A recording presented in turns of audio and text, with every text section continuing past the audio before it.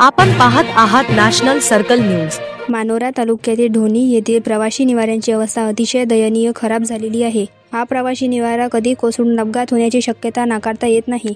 याकडे ग्रामपंचायत प्रशासन, लोकप्रतिनिधी, कार्यकर्ते यांनी लक्ष देण्याची गरज आहे।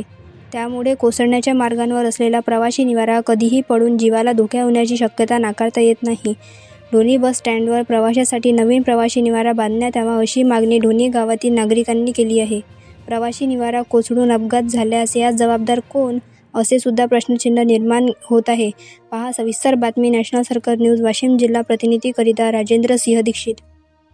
हा ढोणी येथील प्रवासी निवारा आहे। या प्रवासी निवाऱ्याची अवस्था एकदम गंभीर झालेली आहे आणि ते कधी भी प्रवासी त्यामध्ये आसरा घेतल्यास ते कधी भी धोकेदायक ठरू शकते, प्रवाशांचा जीव पण जाऊ शकते। याकडे शासनाने गांभीर्याने लक्ष देऊन याकडे शासनाने योग्य ते यांची प्रवासी निवाऱ्याची नवीन पूर्तता करावी अशी मागणी ढोणी येथील ग्रामवासीकडून होत आहे।